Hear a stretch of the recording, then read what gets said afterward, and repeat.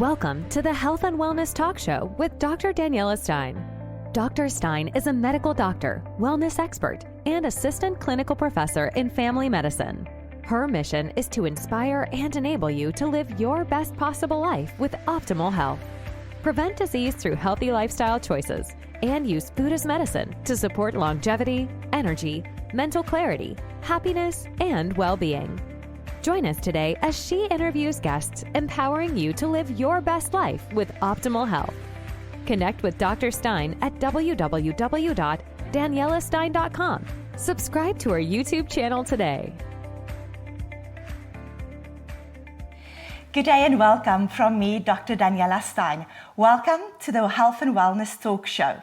Today I'm so excited to have a guest with me, Dr. Kristy Prouse. Welcome, Kristy. Thank you. So great to be with you today. Yeah. It is so exciting to have Dr. Prowse. So in Oakville, Dr. Prowse is the hormonal health expert. She's the founder of the Hormonal Health Institute, and she's a guru. When I moved to Oakville, everyone asked me, do you know Dr. Prowse? Do you know Dr. Prowse? And you have such a good reputation, so I was so excited to have you on my show. Thanks for being here. Oh, you're welcome. Yeah, thank you. I'm going to start off by going through your resume. I have it here on it is such an impressive resume. I wanted to read it so I didn't miss anything. So first, Dr. Prowse has a BA in psychology from the University of Western Ontario. Then she has a BSc in genetics and cell biology from the University of Toronto. And she has an MD from Queen's University. She's done her residency training in obstetrics and gynecology from the University of Calgary. Then she has a fellowship from the Royal College of Physicians and Surgeons from Canada as an obstetrician and gynecologist. She's done additional training, and this is very exciting, in anti-aging and regenerative medicine from the University of Southern Florida.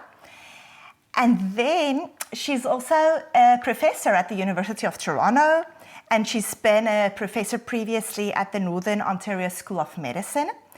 You're a medical advisor to In-Common Laboratories. You're an advisory board member of the Integrative Health Practitioner Journal. That is quite prestigious. That's wonderful. And she's the founder and chief medical officer of the Institute of Hormonal Health. And we'll put the details in the link below. You're in Oakville. And you have delivered almost 10,000 babies. That is incredible. Yeah. That is why I'm something. sitting here and have some information to share on what it's like to burn out after. Yes. Yeah, exactly. And that is quite something. I delivered babies as a family physician. You're a gynecologist, but I did deliveries as a family physician. And there goes quite a lot into a delivery. A delivery isn't something that you just check a box. It's a whole journey with a mom. It's a very high risk occurrence. You know, there's a lot that happens afterwards to mom, to baby. It's quite a big thing, the whole hormonal shift. It's a whole thing in one delivery, and you delivered 10,000. That's incredible. And then you've spent thousands of patient hours really identifying patterns of hormonal disruption, you know, formulating that treatment approach that's really individualized to every person, as every person is really different, an individualized approach, and designing supplements to really meet that individual needs to with incredible success. And that's why everyone knows about you. You're not just creating that plan and protocol, but you're doing it in such a successful way. Thank you. Tell us a bit about your philosophy. Well, the whole mandate behind the work that I do is to reach the greatest number of people that are in need, maintain the highest quality of care, and to educate in the process. And so that really is what drives everything behind the scenes. It's just, I know that there's a lot of people out there that need help, and the conventional medical model often doesn't answer all of their needs. And in fact, most of our patients have been to see quite a few physicians before they make their way to our door, including naturopathic physicians as well. So you are really there to fill that gap, and you understand it very closely because you've gone through that yourself. Yeah. You've had burnout in your career. Tell us a bit about that. Exactly. Yeah, we're talking about, 15 years ago or so when everything just started catching up with me, whether it be the 10,000 babies. Because babies come at night, right? They don't just come in office come hours. At all hours of the day. I've got twins myself at home, so raising those kids, and then, you know, and then life circumstances, going through a marriage breakdown and the moves and all of the challenges that go along with that. And I really had hit a wall where I was not functioning in the way that I was used to functioning. And it was largely at first the fatigue was the most obvious, but then it was the foggy thinking on top of that, and the irritability and the overwhelm that I just wasn't me and I wasn't used to. And, you know, at first I could excuse it away as just being stress, right? And, you know, why wouldn't I be, right? And yet, you know, now I understand, well, yes, it is stress, but stress actually has a physiologic consequence. And hence the work that I do. It's a predictable fallout of what happens when you have chronic stress. It's measurable, but it's also treatable. And that's the big thing, that it's measurable, right? Because that is kind of a new concept. That's been a new concept to me when I got into wellness. Because I'm very familiar that with patients who you can see that are very ill, and you know it's because of stress, but I didn't realize before that it was measurable. Yes. So tell me a little bit more about what is the most common things that you see in your clinic?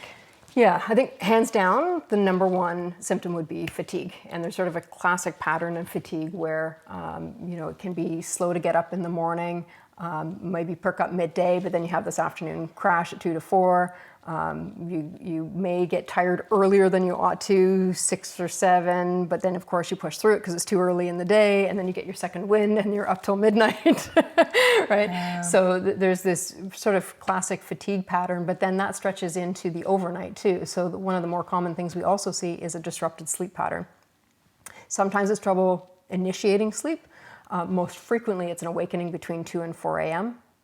And then just sort of a restless sleep, or just not a solid, regenerative, restorative sleep. And so sometimes people can say, yeah, I'm sleeping 8 or 9 hours, but I'm just simply not refreshed by morning time. So there's also anxiety and depression, but I think more commonly what you end up seeing is the irritability and the overwhelm, and just not coping in the way that you're used to coping. And so that's usually the first you know, indicator for a lot of patients that things are not quite right. But again, we excuse it away as being so many things. It's COVID fatigue. As little kids, work is hard. You know, it's so easy to just excuse it away. Right. And then the concern is, on the one hand, our quality of life drops now. That's one big thing. But then something else, and I love the book by Dr. Gabor Mate on that, is when the body says no. Because we do cope with a very high amount of stress for a very long time. And it's okay, because you can push through, because you're strong and you can do it. But then what happens 10 years later, 15 years later, 20 years later, when you have this chronic illness that you developed because your body didn't cope with long-standing stress? So addressing your stress is not really an easy way out. It is a smart thing to do for the long run. To be a good mom, to be a good wife, to be good for yourself on the long run, you have to address those things now. Yeah, exactly. And it does. It starts to manifest in various ways. So the more common, the fatigue and the sleep disruption and the mood disruption. But you're right, if left unchecked, you start to get into gastrointestinal issues, hypothyroidism, cancers, you know, immune system is compromised, so you're constantly getting infections, high blood pressure, diabetes, right? So there is a predictable fallout in the long term. So as much as we feel sort of crappy in the moment, and that's what we're after fixing, if you don't fix it, there's the potential to develop something more. And it doesn't need to be that way. And that's the most important part of all of this, is that it really doesn't need to be this way. And that's some work that you do as well with menopause and andropause as well, right? Because a lot of people contact me about that, and they're like, oh, it's horrible, I hate menopause. But it doesn't have to be. There are things you can do. Talk about that a bit. Yeah. Well, I think what's important to understand, you know, about the stress piece of it related to andropause and menopause is that any hormonal condition that is pre-existing will only be aggravated by an underlying cortisol or a stress hormone issue. And so often, you know, if women are looking to sail through menopause sort of uneventfully, the best way to do that is to work on the cortisol, your stress hormone piece of it. Yes, so let's chat about cortisol a bit, because you do a lot of work with cortisol. Maybe if there are some of our listeners or viewers that's not familiar with cortisol. So what is cortisol? Cortisol, it's a hormone that's meant to help us manage with our stress. The problem is that the system can be on overload. So, and by the way, it is important to understand that stress isn't just the emotional and psychological stressors, it's also physical stressors to the body as well. So infections and inflammation, food sensitivities, environmental toxins, right? And in many ways, you could look at stress as being additive and cumulative, particularly on the emotional and psychological front. If we don't get our stuff together, then we often carry it forward. And, so at any moment in time, you're really dealing with your lifetime's, worth of stress. And so the physiologic impact, when you think of it in that regard, you can see why a system would actually be drained over time. So what you could do in your 20s and 30s just doesn't seem, as doable in your 40s and your 50s. But that's because, you're basically on empty, and that whole additive effect is very important. And one of the things that I think, the analogies that works best for my patients is understanding that we are all leaky buckets. It's just some of us are leakier than others. And some of those holes in our leaky buckets are the emotional, psychological stressors, but also the physical stressors. So some holes we can plug very readily, and others are a little bit more challenging to plug. And the reality is we're living in a day and age where, we're going to be, from an environmental perspective anyway, there's going to be a lot of drainage there. So it's not like we're going to be able to plug all of the holes in our bucket, but if we can plug as many as possible, then it becomes much easier to fill our physical bucket. And I love how you put it. Yes, that's a very good way. So to summarize, we do need stress. Stress is, I won't say we need stress, we need cortisol. Cortisol is a perfectly normal hormone to secrete that helps us when there is a threat to run. So if there is a lion behind you, your body secretes cortisol, that helps you, it pushes your blood pressure up, your heart rate up, it makes you run faster. So that's a good response. But then typically your body wants that response for an hour. You don't want to run forever. But in our day and age, our stressors stay continuously. You might be in a relationship that's continuously stressful. You might be in a job that's continuously stressful, just watching the news, be on social media. These are stressors. And then also, as you said, those physiological stressors. So I love endurance sports. That's my thing. But the more I'm learning in this wellness journey, it is not so ideal to have a high demanding job and to be doing endurance sports. And on the one hand, it helps me secrete endorphins and I'm on a high and I love it. Right. But then on the other hand, I'm really learning that it's not as good for my body. I really have to more focus on just taking a walk in nature. Right. Because it doesn't break your body down such as a marathon would. Yeah, exactly. And that piece, really can sneak in the back door. And weight management, of course, is one of the biggest things that our patients struggle with. And, there's the go-to mentality that, I'm putting on weight, well, therefore I must restrict my calories and work out even harder. But to the body, when it is already in a stressed situation, if you intermittently fast, the body will see it as a stressor. If you restrict your calories, the body will see that as a stressor. If you're over-exercising, the body will see that as a stressor. So certainly when somebody is in the thick of cortisol dysregulation and there's an imbalance there, we have to actually dial it back. And I'm not suggesting that exercise isn't a great thing, but it does create inflammation in the body, and then we call on cortisol to combat that inflammation. So we have to strike that right balance of getting the boost out of our exercise, but not overdoing it. So when you are exercising, it should be to the point where you're refreshed. If you're wiped out, too much, too frequent, too intense, whatever it is, it's too much. Yes. And then also to consider about doing different things. I've never really seen yoga or stretching as an exercise, just because there's no endorphin release. Yes. But now to be smart and cognizant about it and to focus maybe on a stretching routine, other types of things.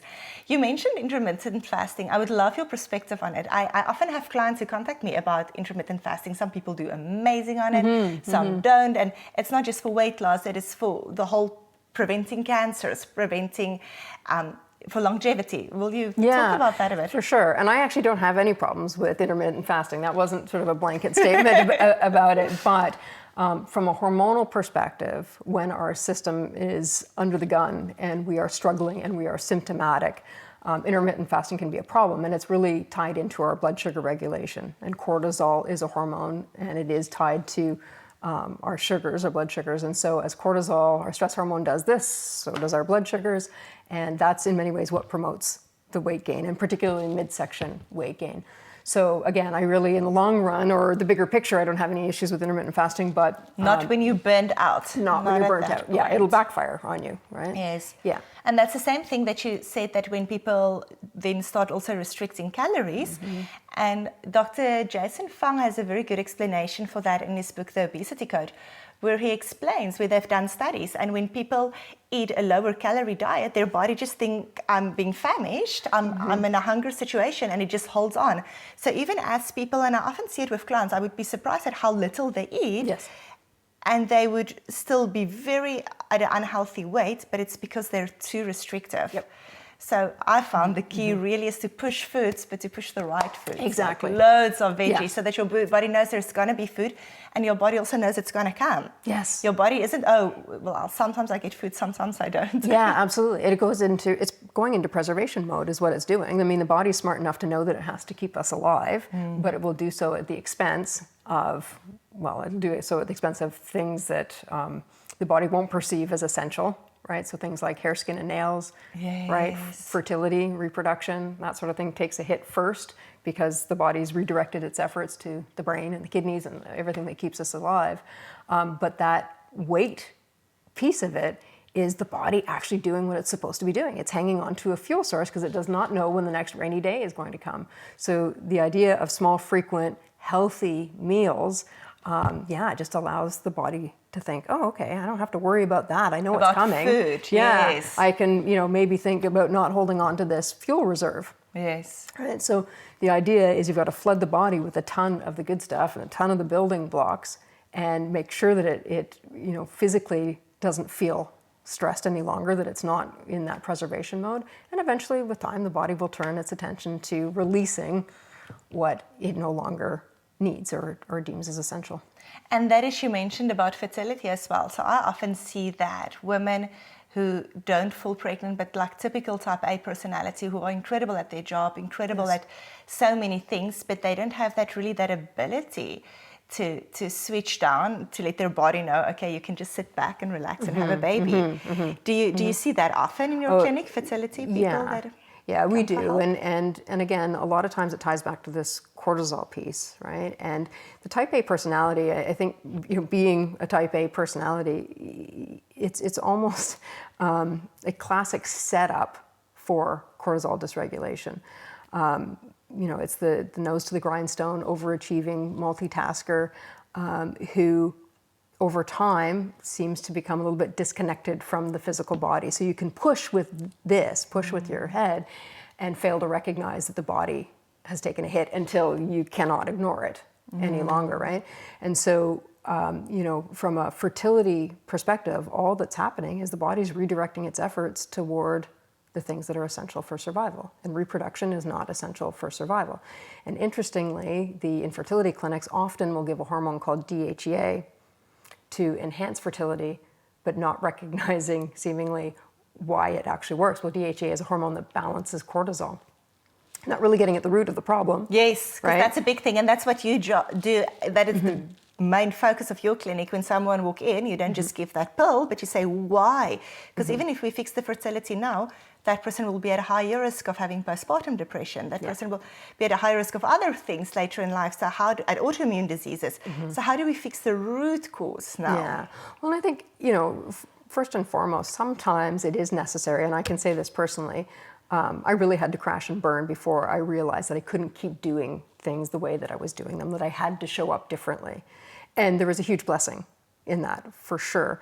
So I think, the first step in managing your stress is actually understanding that there's a problem there and that there is a physiologic consequence to it. And taking a step back and asking yourself, okay, so how am I showing up in the world? And do I really need to do it that way? Because in many ways, it's hard, because when you are, a type A personality, there are a lot of things about that personality type that will have served you well. And you serve our whole community very well with that personality, right? Because you are working hard, because you're seeing many patients, because you're so committed to each patient. Right. So on the one hand, it is amazing. Right, but at the same time, it's the very same personality that will be killing you slowly, right? So, yeah, so we have to be able to recognize, and you know what's so amazing to me is that when I step back and I look at how I do things now versus how I would have done things, 15 years ago, I'm way more productive now than I ever was, and I'm less stressed about it. So, we can convince ourselves that the way we do things, it has to be done this way until we're forced into a position of choosing differently. Now, fortunately, there are a lot of people that are really good at learning from other people's mistakes. Yes, that's the ideal. Yeah, that is perfect. But there is a lot of us out there that actually have to go through that process of crashing and burning themselves before we reinvent, what it all looks like. So in my particular case, yes, it was very important for me to make those mistakes, but that's exactly what has helped me identify in my patient population where somebody is at, and can honestly say to them, hey, you know what, we got to take a look at this piece of it. And and I think the other trap that we often fall into as well is believing that our personalities are set in stone, that our brains are hardwired. And Bruce Lipton has a great book about it's called. That's okay. Yeah. We'll anyway, put it in the description. I'll find it out in the exactly. description. But it's a great book that speaks to how the brain, in actual fact, is really quite plastic. Yes. Right? And so it just takes some retraining. Now, that retraining requires some effort, but the first step in retraining the brain is understanding that you are doing something, catching yourself in the moment, and redirecting your choice. And what we thought was hardwired, like if your default is anger, that pathway becomes very, very established. But if you can recognize in the moment that you are being angry and make a different choice, if you continuously make that different choice, eventually the anger pathway will fizzle out and you've created a new, healthier pathway. So that's pivotal. I almost want to just pause here. That was a game changer for me when I realized that. So we see that, I remember when I was little, my mom always used to say that we have to teach music, languages, everything, because you have this young developing brain, before 5 you must be exposed to more languages, you have to be exposed to music. Even with my babies in utero, my mom would be on my case, listening to music. So my kids were so little and we had them in music lessons because of that brain stimulation. And then my mom came to me like completely surprised when she realized she's gone through something very stressful, went into a major depression, and then read up everything. She's very smart about neuroplasticity, and realized that exactly the same thing we can do with someone after a stroke. We see it in hospital all the time, right? After a patient have a stroke or lose function of half of the brain, we can teach the other half to take over some of those functions. And then exactly the same happens in your brain, and that's what you were talking about. Every day there's neural pathways building. And you mentioned that anger, but it goes for so many things, even if it's just an anxiety pathway or a negative pathway, being pessimistic or whatever is your pathways, you're strengthening that.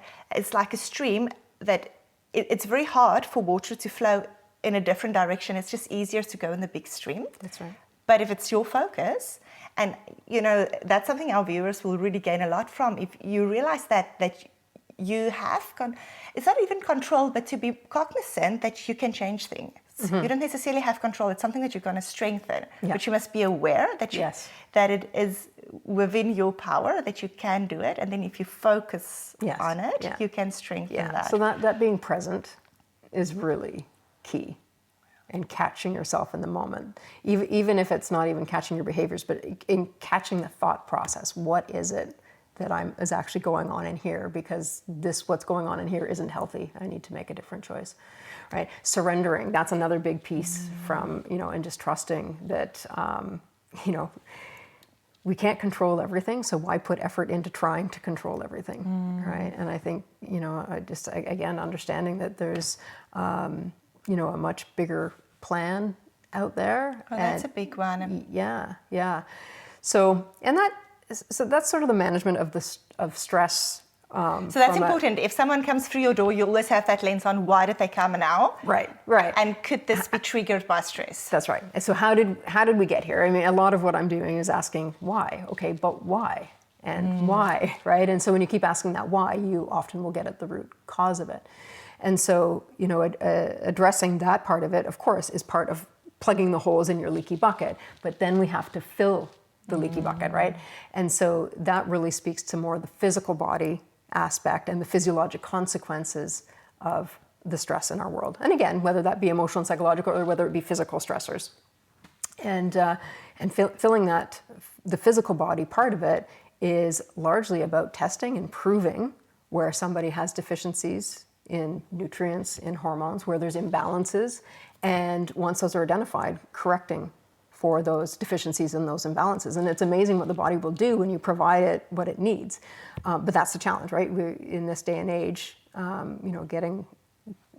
fueling the body in a way that is adequate can be really hard to do for a bunch of different reasons, but including our food not being as nutrient. So that is something big, which I didn't realize before I did more training in functional medicine, in integrative medicine, that even if you eat a perfectly organic diet here in Ontario, our food, our soil is depleted of magnesium, zinc. So even if you invest, even if you are aware that you must eat healthy, because a lot of people don't really know that you are what you eat. Yeah. So even if you are aware that you are what you eat and you put in everything and you eat, and since I realized that, I started testing my patients when they come to hospital with something else, whatever they come with. I would test their magnesium, zinc, calcium levels, and I would see that they're deficient. And so the majority of my patients, because they're admitted to hospital, are older patients, so it's geriatric patients. But then seeing that they are so kind of malnourished, Absolutely. It's devastating. It is. Right? It is. I mean, the number of patients that we see here that have rickets levels of vitamin D or scurvy levels of vitamin C, right? Or, magnesium that has dropped to the point where, of course they can't have regular bowel movements. Yes, right? and of course they're not sleep sleeping. and relax, and their gut is uptight because they don't have magnesium. Yeah. So, and we really push to say that you have to eat healthy. We don't want to push pills, but then as you say that you do testing when someone walks through the door, and when there are deficiencies, you'll replenish that. Yeah, and part of the challenge too comes into when there's an underlying stress-related phenomena, that cortisol dysregulation, it impacts the gut as well, right? So you get into maldigestion, malabsorption, a leaky gut. Oh, that's a big right? one. Yeah, you don't produce your brain neurotransmitters because, for example, serotonin, 90% of it is produced in the gut. That's our happy hormone, right? And so the gut actually gets dragged into this whole equation very early on in the process. And so when it comes time to treat somebody, you have to factor the gut into the process as well. So not only is it a problem and we're not absorbing quite as well what we should, it can limit our ability to absorb nutrients. And that is quite critical to understand. So someone might come to you and say, oh, they feel depressed. And then you say, no, but let's look at the gut. And then they say, but my gut is fine. But then as you mentioned that your happy hormone, serotonin, gets secreted 90% of that in your gut. And in your gut has all this bacteria, we call it your microbiome. Loads and loads and loads of bacteria, and they've been seeing that if you eat more, which we call a standard American diet, where you eat more processed foods that are made in a factory, then it feeds bad bacteria. If you eat more prebiotic foods like kimchi, kefir, sauerkraut, those feeds like your good bacteria. And that's incredible to know that my mood, whether I'm happy or sad today, gets influenced by the bugs in my gut. Absolutely. That is quite a mind shift to understand that. Yeah. And part of the challenge too is recognizing that connection, particularly when it comes to foods that our bodies are finding insulting, right? Because food sensitivity is a big problem in this day and age, and really it's because of the stress that creates a leaky gut, which then you develop the food sensitivity from that. And so this whole idea of the body sort of rejecting some of the good stuff becomes a problem as well too. So it gets kind of complicated in management when you have to factor that in as well. And that's very individualized, right? And you could be that you can eat eggs with no problem when you're all rested on holidays, you had no problem with eggs your whole life, but now that you're burned out and stressed, now your body's reacting to eggs. So you might need to stop that now. And you may not even know it too, because a lot of times it's what we call an IgG, delayed hypersensitivity reaction. So you could eat an egg, but you don't experience any of symptoms until 48 to 72 hours later. So that's really hard to connect those dots. And sometimes those reactions aren't perhaps obvious allergic reactions. It might be that you are fatigued, right? Your hair is falling out, right? You may have a funny rash on the back of your arms, but you don't connect the dots as that's being a food sensitivity. Yes, I think that makes it trickiest. And that's why you say that you do testing. So I found when I was just purely in family practice, people will come in and say there's something off. And I will run our typical test, that is OHIP cover test, that's a full blood count, thyroid, iron, and then say, oh, everything is normal.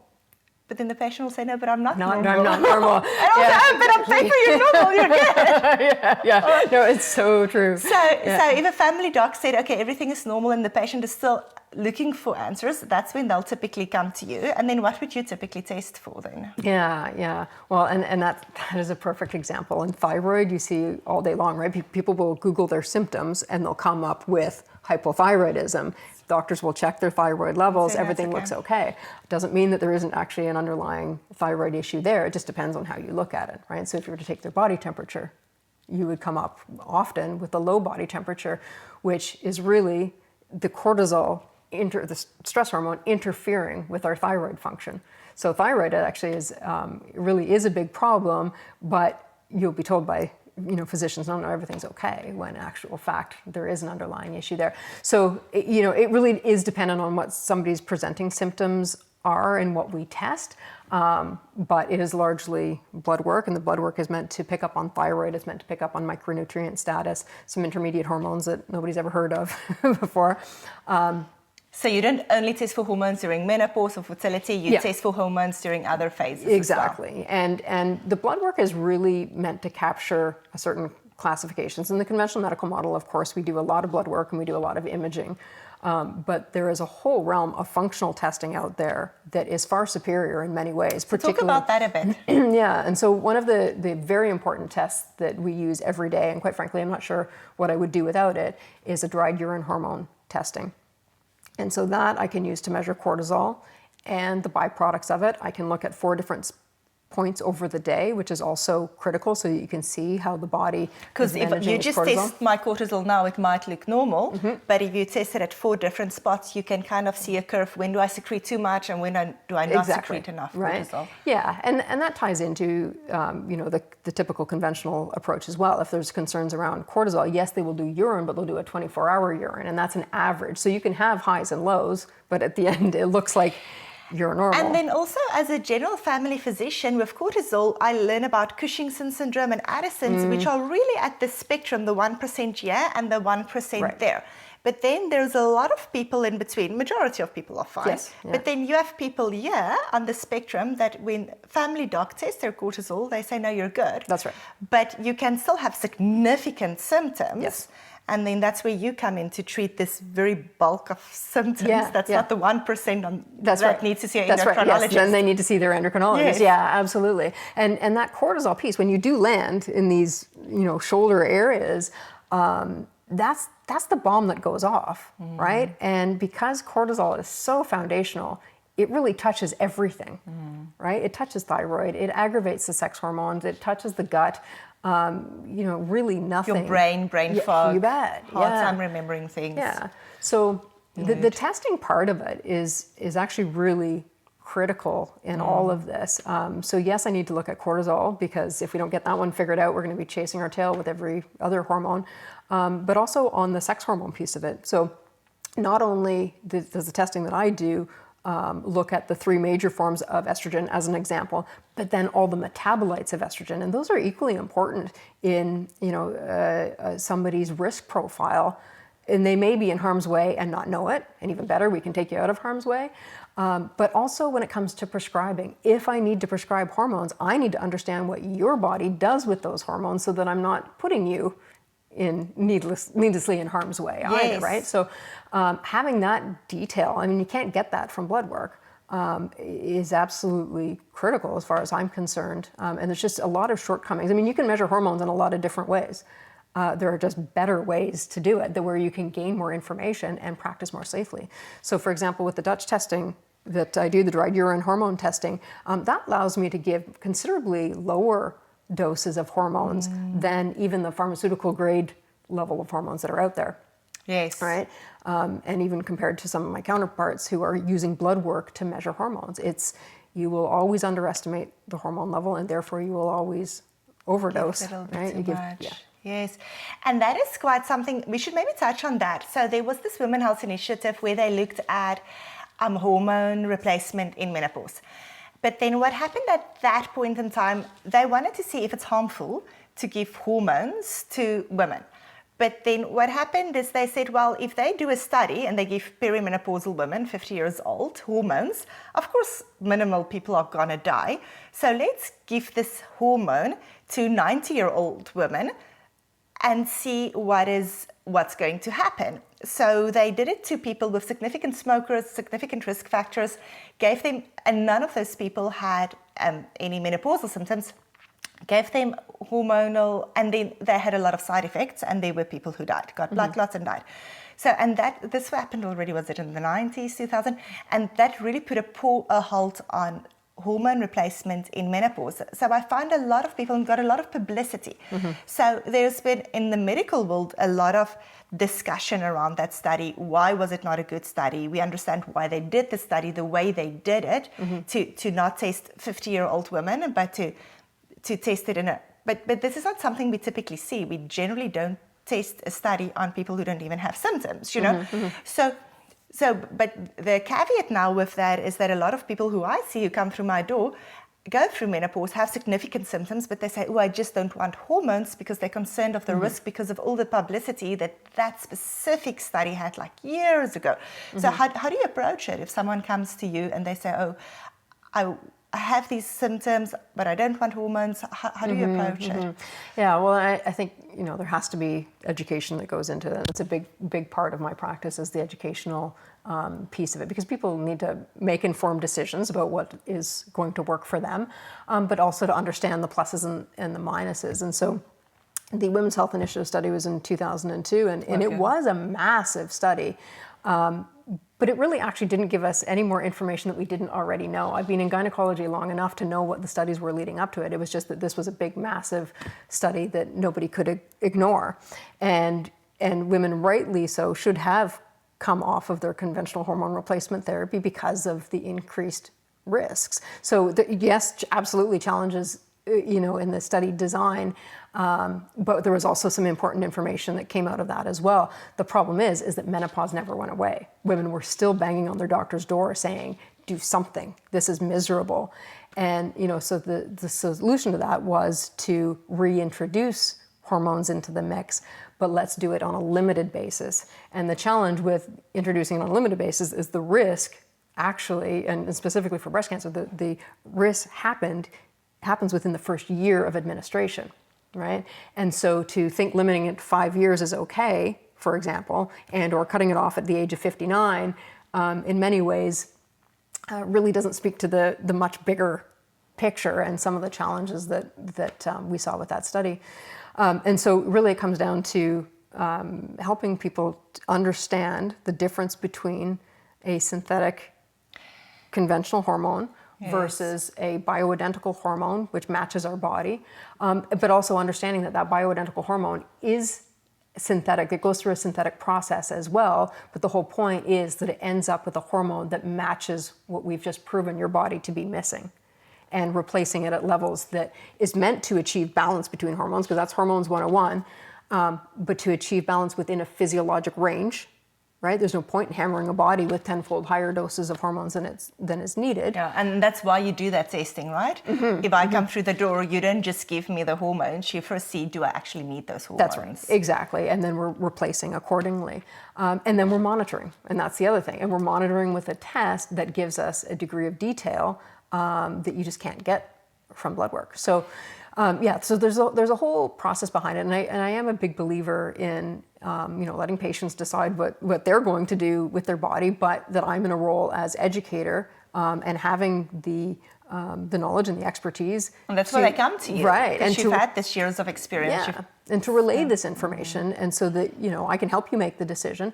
But if for whatever reason, believe you me, there's no point in rubbing your estrogen cream on every morning and worrying that you're going to, develop breast cancer, because that defeats the whole purpose, right? Yeah, so, and to clarify, it really, there is a big difference between a bioidentical hormone and a conventional hormone, and the study was largely done on conventional hormone replacement therapy and not on the bioidentical hormones. Yes. They didn't even use the hormones which they used in that specific study now. So those things should be kept into perspective. Yes, yeah, indeed. Okay, and then the same, what I also then see a lot are men who want testosterone replacement. And that is quite a big thing. So when I do, just in my general family practice clinic, I can test for testosterone, and then I'll say, no, but I think your testosterone levels look within normal limits. But they're like, oh, doc, I need it for doing that bike ride, lifting those weights, for libido, for those things. Yeah. What's your approach? Yeah, well, 9 times out of 10, when a guy comes in thinking that they've got low testosterone, they actually don't. And it's the underlying cortisol issue that is the problem, which can undermine testosterone and can cause some subtle changes so that they appreciate those changes. So I'm not suggesting that they're not feeling those symptoms. But you have to address the root cause. Right. And maybe that's cortisol. Exactly. And the vast majority of times it's as simple, and guys are really easy to manage. By the way, they get better just like that. Yeah. That it really often is just about treating the cortisol piece, and then they feel good, and their testosterone probably has rebounded a little bit, right? But it's enough to get them back to where they are without even having to give testosterone. Now, I'm not suggesting that I don't give testosterone. There are situations, of course, where it is warranted, but it speaks to the very same thing that we just spoke about, is that monitoring and understanding what somebody's levels are and how their body breaks down the testosterone becomes important. Yes. Yeah. Yes, that's critical.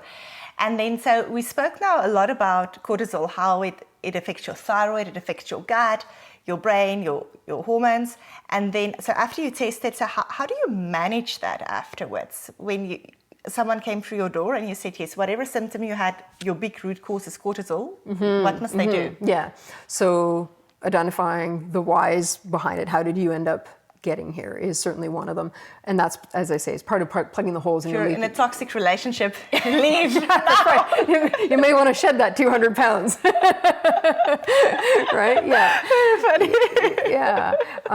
So that really does become important in the surrender piece of it at all. But on the physical body aspect of it, once we've proven where somebody's deficiencies are, it's just a matter of repleting them, which, quite honestly, there isn't really anything fancy about what we're doing. Sometimes the route of administration isn't so straightforward, because again, you can take things by mouth, but you have a leaky gut, so you're not going to absorb it, so you might need intravenous replacement. Correct, yeah. So we do use a lot of intravenous vitamin and nutrient therapy, and the advantage there is that you are bypassing the gut so that you get 100% bioavailability at the cellular level, right? Because whenever we put something in our mouth, we automatically are wiping out 20% with the first pass effect through the liver. So you can get 100% bioavailability at the cellular level, and we can give higher doses of vitamins than we ever could by mouth, because we don't have to worry about the side effects. Yes. Right? You could maybe take 6-8 grams of vitamin C before you got diarrhea. Sure. Right? But IV, you can give considerably higher doses without that consequence. And so it's a very effective way of getting somebody back in the game quickly. Yeah. Now, quickly is a relative term, because again, we're leaky buckets. Depends on how empty your leaky bucket was and how much you continue to leak. But those IVs can go a long way and very quickly at bringing somebody's levels back up into place. So that's one sort of targeted way of assessing what somebody's individual nutrient deficiencies are. It doesn't mean that we don't use oral supplements at home, because quite frankly, getting an IV once a week isn't enough to keep things up to the levels that you need them at. But in any case, not going to give IV lifelong. Once this person is back at baseline, they're going to continue on an oral supplement. Yeah, continue on an oral supplement. It does depend. You know what? There certainly are people out there who get feeling well by correcting the physical body, and they never make the adjustment here, right? For whatever reason, and they will come back and they get their IVs every 4 to 6 weeks. It's not really getting at the root of it, but it is amazing how it's much easier for people to follow a physical body protocol than it is to take a look in the mirror. Yes, but that's hard. So do you, refer people to counselors, psychologists when you say? Yeah, and we've got a bunch of people on our team that, Okay. that look after Perfect. that as well. So sexuality therapist and counseling, as you say, holistic nutritionist. So we really call on the people. Each one of our patients sees a medical doctor as well as a naturopathic doctor. That's a given in the appointment, and that's a really nice combination to have, and truly is integrative medicine. And then depending on what the situation is, then we will pull on, whatever other support practitioners are needed in the mix. Yeah, I recently spoke to a mentor who I really look up to. He's like high functioning, very successful guy. And he told me everyone needs a counselor. His life, his business, everything turned around when he started seeing a counselor. Everyone just needs a counselor. Yeah, right. And sometimes it's easy if you have someone to bounce things off. I'm blessed that I have 2 sisters and a mom, and we speak to each other every day, and we have that soundboard to bounce things off. But a lot of people don't have that soundboard. So even if you do not think that you have problems, to have that counselor, someone with experience, you can bounce things off, not just your body that says, but someone who really understands, have knowledge, wisdom to bounce things off. That's very helpful, to have that. A more objective view of it as well. Yes. Yeah. And as far as management, again, of cortisol, there's other things that we can do, right? Like herbal remedies that are important in supporting the physical body, hormones where hormones are needed, right? So there's just a lot of, it just depends on what the individual issue and concern is. If you look in your body, your cortisol hormone gets secreted from your adrenal cortex that sits on top of your kidneys. So you can give those herbs that specifically support your adrenals. Yeah, exactly. And then what do you do in your life to support yourself? Yeah, I think for me, that whole surrender piece is key. Must be. You mentioned it a couple of times now. And I'm really going to focus on, because that's never been a focus in my life, the surrender. I'm learning a lot from you. I'm going to make that my focus. Yeah, it is, just sort of trusting that things happen the way they happen and when they happen for a reason. And we can get ourselves all worked up because we don't understand what's on the other side of that. And, so I think it is important that we understand that we can spin our wheels and invest a ton of energy into something that we can't control anyway. So if we can identify the things that we can't control and surrender those, and surrender doesn't mean that you don't take action. Surrender is just trusting that there's a bigger plan, and then taking action, and action often sometimes is not is finding that balance. So there's inaction as well that is required, and to strike that right balance, and to for me personally, I've become very sensitive to feeling the physical symptoms that I used to be numb to many years ago. But I know now what it feels like to feel really crappy, and I know now what it feels like to feel really good. And so when things are starting to go off, I can identify it much more quickly and pull back in whatever area that I need to pull back in, and strike that balance. And whether it is finding some alone time, listening to music, I talked about, on my drive in here. And sometimes it's just really in the simple things that can bring you down a notch. Do you ever sing with when you listen to your music? Do I ever sing? Sing with. You should. That's something I learned now. Yeah. So when you sing out loud, you stimulate your vagus nerve. And that really helps to stimulate your parasympathetic system that counters your stress response. So there you go. Maybe that's what's happening. I'm doing it and I didn't even know why. So when you listen to your music, you must sing very loud, even if the other people are listening. You must just sing loud. I dance a lot in the car. See, and that's good. Dancing, yes. Oh, good. Thank you so much, Kristy. It was so wonderful to chat with you. Thank you. Thank you to our viewers. Thanks for joining us today. It was wonderful to spend time with Dr. Kristy Prouse. I'll have her links in the description below. Send a message below if you have any questions, any comments. We love to hear from our audience, and I always try to answer all the questions. If you enjoyed this video, please